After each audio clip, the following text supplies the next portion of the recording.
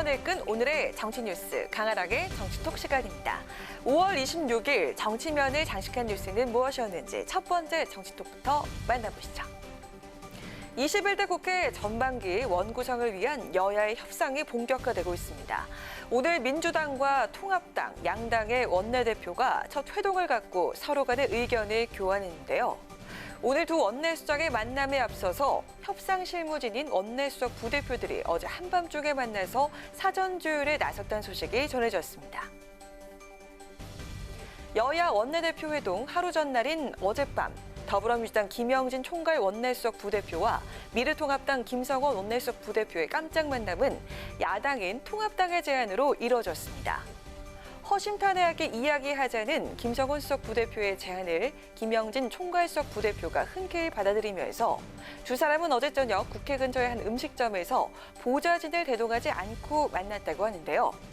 오늘 있을 양당 원내대표 회동에 앞서서 사전 조율을 위한 자리였지만 앞으로 진행될 원구성 실무협상의 탐색전이 펼쳐지기도 한 것으로 전해졌습니다. 경기 지역에서 나란히 재선에 성공한 두 수석 부대표는 6살의 나이 차이도 불구하고 보좌관 출신이라는 공통점을 갖고 있어서 사석에서도 농담을 주고받는 친한 사이로 알려졌는데요. 김성원 수석 부대표는 자신의 SNS를 통해서 평소 각각의 논리로 열띤 논쟁을 펼치기도 하지만 목표는 동일하다며 서로의 생각을 좁혀가면서 국민 눈높이에 맞는 21대 국회를 구성하고자 노력하고 있다고 어젯밤에 만남을 전했습니다. 김태년, 주호영 원내대표나 김영진, 김성원 원내수석 부대표 등 원구성 협상에 나선 여야의 원내 지도부 모두 합리적이란 평가를 받고 있습니다. 하지만 상임위 배분을 둘러싼 여야의 입장차가 팽팽한 만큼 협상 과정이 쉽진 않을 것으로 전망이 되는데요.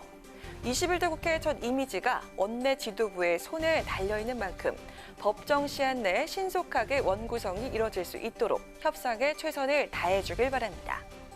이어서 오늘의 두 번째 정치톡입니다. 21대 국회 개원을 앞두고 각 당내 그리고 여야 의원들이 속속 모임을 결성하고 있다는 소식 정치톡에서 몇 차례 전해드렸었는데요.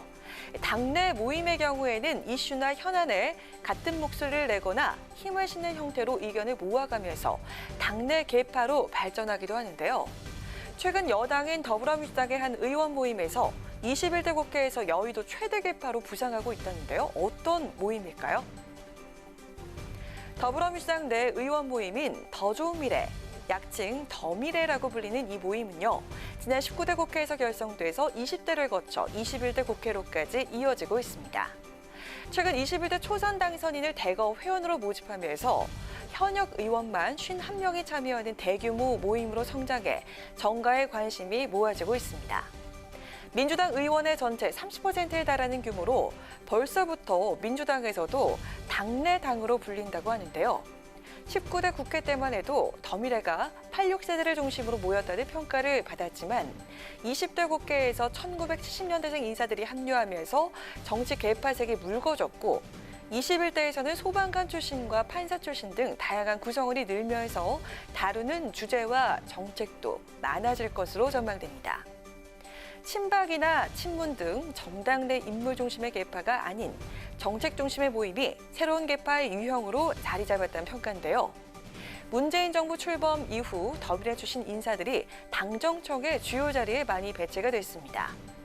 특히 당 내에서는 20대 국회 원내대표 4명 중에 3명이 더미래에서 배출이 됐고요. 이번에 21대 국회 새 원내대표의 김태년 의원이 당선된 데도 더미래의 암묵적인 지지가 있었다는 이야기가 나오고 있습니다. 최근 더미래 운영위원회를 결성하면서 더미래는 보다 조직적이고 탄력적인 활동을 예고했는데요. 인물 중심의 계파가 아닌 정책 중심의 계파가 21대 국회에서 어떤 변화의 바람을 몰고 올지 기대해봐야겠습니다. 마지막으로 세 번째 오늘의 정치톡입니다. 야권의 차기 대권 주자 중에 한 명으로 꾸준하게 거론되는 인물이죠. 미래통합당의 유승민 의원. 4.15 총선 불출마로 20대 국회 임기 마무리를 앞두면서 향후 정치 행보에 관심이 모아지고 있습니다. 이 의원이 오늘 자신의 팬클럽 카페에 올린 영상 메시지에서 앞으로의 계획과 의지를 밝혔다고 하는데요. 어떤 내용이었을까요? 저는 내년 2021년 우리 대선 후보 경선 그리고 이제 앞으로 1년 10개월 후 있을 대통령 선거, 2022년 3월 9일 대통령 선거, 이게 저의 이제 마지막 남은 정치의 도전입니다. 유승민 의원이 자신의 팬클럽 유심조 카페에 올린 영상 메시지에서 세간의 이목을 끈 핵심은 2022년 대선 출마 공식화였습니다. 지난 16년간의 의정 활동을 마무리하면서 그동안의 소회를 밝힌 유 의원은 반드시 보수 쪽의 단일 후보가 돼서 민주당의 후보를 이기겠다며 대권 도전 의지를 분명히 했는데요. 이어 많은 분들이 저에게 충고도 하고 제안을 해주고 있다면서 자신의 팬클럽을 향해서 앞으로 용기도 주고 잘못하면 질책도 해달라고 밝혔습니다. 정치권에서는 이번 영상 메시지가 원외에서 정치를 이어가겠다는 뜻을 분명히 한 것으로 분석하고 있는데요. 이 의원은 최근 지역 주민들에게도 이제 대구 동을 국회의원은 졸업하지만 어디에 있든 살림의 피를 이어받아 나라의 미래를 개척하는 개혁의 길을 걷겠다는 내용의 문자 메시지를 보낸 것으로 전해졌습니다.